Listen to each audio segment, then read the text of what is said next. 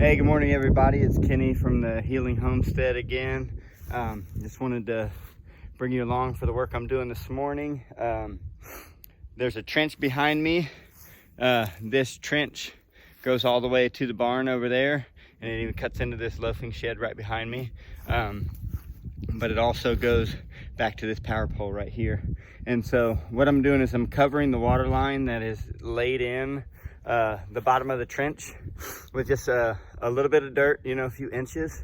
And after that, I'm gonna lay out some electrical wire because we're gonna be running power from the pole to the barn and then hopefully back to this loafing shed. I'm gonna see how much wiring I actually have available, because I think I mismeasured the way the trench was going to run, so I may have to get some more before we can actually finish it. But our hope is to have full electrical in the barn, electrical in this loafing shed behind us, where my wife is doing all the milking of the cow, and we'll probably be doing birthings of goat kids and stuff like that. So really we'll probably need some electricity out there just for lighting and maybe heat lamps and stuff like that as it comes up. But I'm gonna be doing this for right now. I'll catch you guys up or show you guys what I'm doing just here and there. So bye.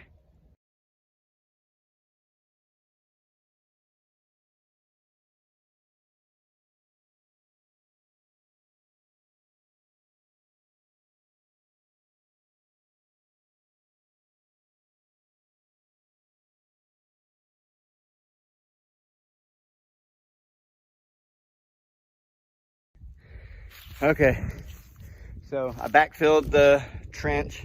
Now I got some wire here. This heavier duty wire is going to be for the 50 amp load going to the barn, and then this smaller wire is going to be going from the barn to the loafing shed, because we're just going to need maybe some plug-ins or something over there. We're not going to need anything heavy duty, but we're running 50 amps to the barn because if I ever get like a welder or something like that, we may need a little bit of extra power in there, and better to have it and maybe not need it than to need it and not have it. Oh, and I'm getting fancy on my videoing today. I actually set me up a little brick stand so that I'm trying this time-lapse video, so we'll see how it works out.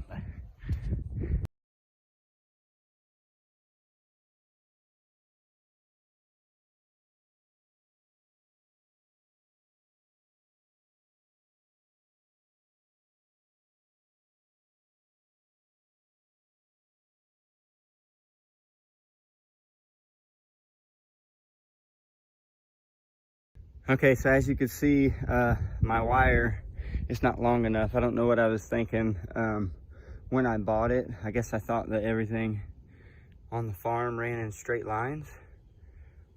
But I'm probably gonna need about, I measured out about 20 steps. So I'm gonna get about 30 feet more.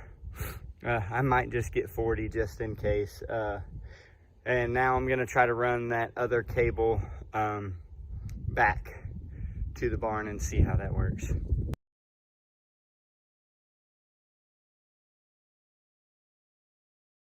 Okay, so just ran the UF cable, which is that gray flat wire, just an underground wire right here. So that's also short because I think when we had first mapped it out and I bought the wire, I had planned on running the trench to the barn and then just going from the barn just kind of across this driveway straight over to the loafing shed. But we don't have that trench open right now. What we do have is the trench running along this way,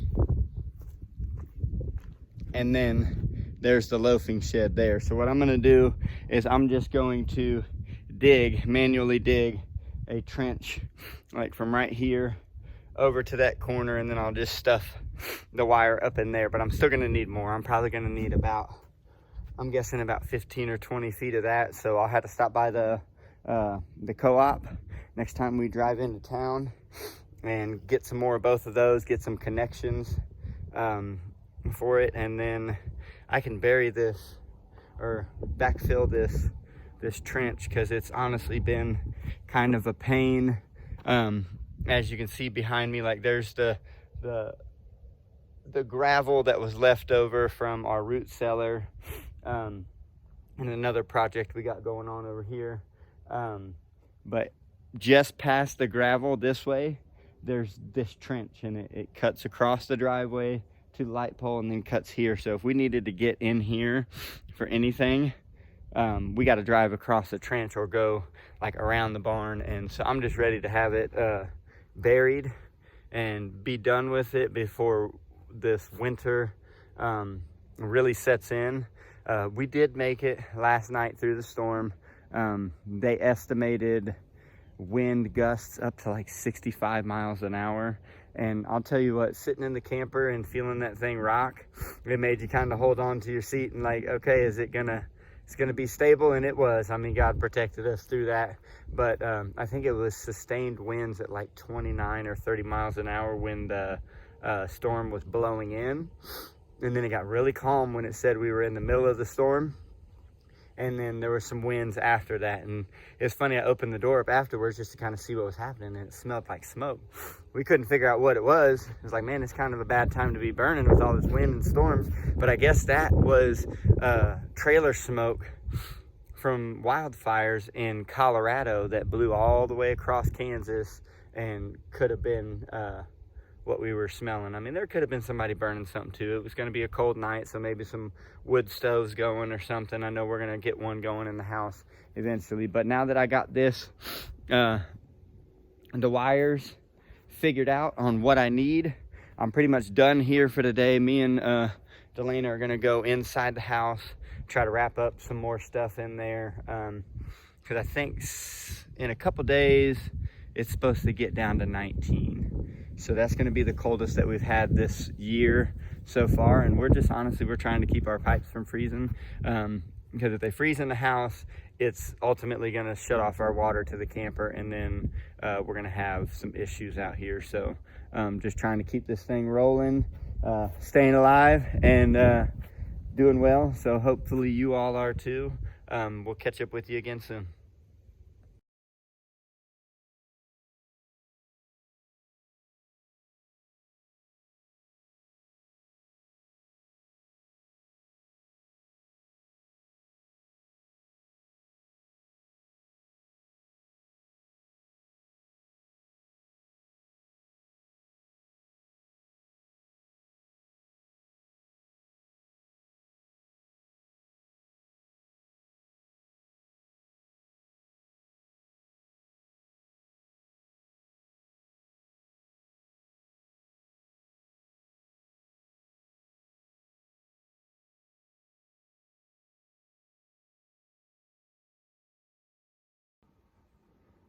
All right, well, I just came inside. Delana is back behind me working on the insulation around the piping.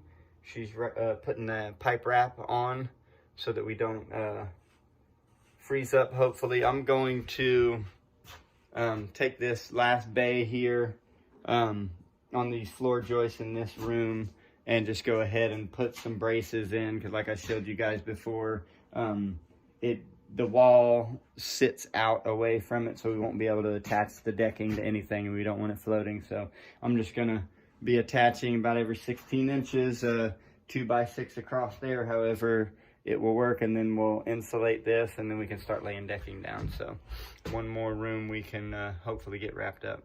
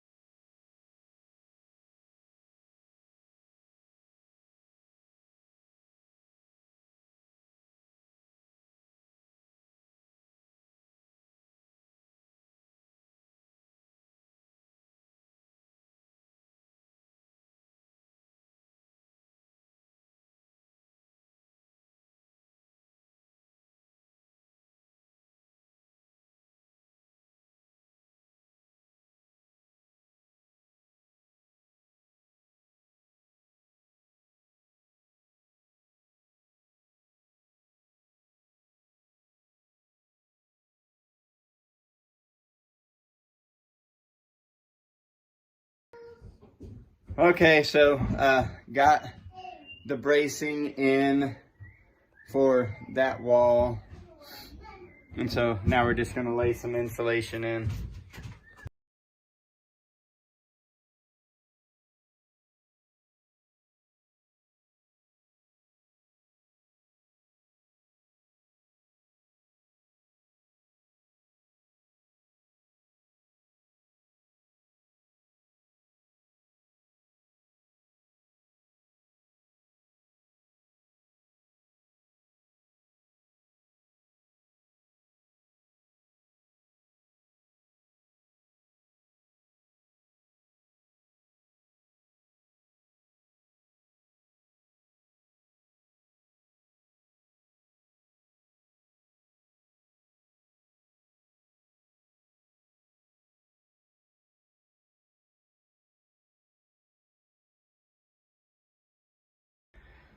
Okay, we're back. Delana, what all have you gotten done today?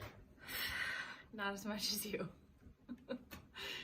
Oh yeah, just milking the cow and making cheeses and who knows what else she's doing. But no, in the house today. Yeah, in the house. So I am wrapping the hot water lines. I'm almost done. I had to stop for a little bit to help my sister with some goats she's selling. So we had to put those in the trailer. But that's done, and I'd say probably 20 more minutes and I'm done with that. Sweet. Okay, so I showed you guys a little bit of the supporting of the joist, and then I went ahead and slid in a couple of pieces of plywood. So this room, I mean, as you walk in, watch your step. But we got 2 pieces down, and I'll show you guys how I get this portion done. So you see it doesn't have the floor joist under there. So what I'll do is tomorrow or whenever I work on this next, I will show you guys how I've been doing that. I've just been kind of marking out where the center of the stud is and cutting it with a circular saw, just setting that depth deep enough to hit that plywood, and then just ripping it in half so that these pieces will fit as good as possible. But for right now, we got a couple of sheets down, so that's 2.5 rooms done. And we're just gonna keep moving along. We'll show you guys more as we get done. So for now, from the Healing Homestead, bye. Bye.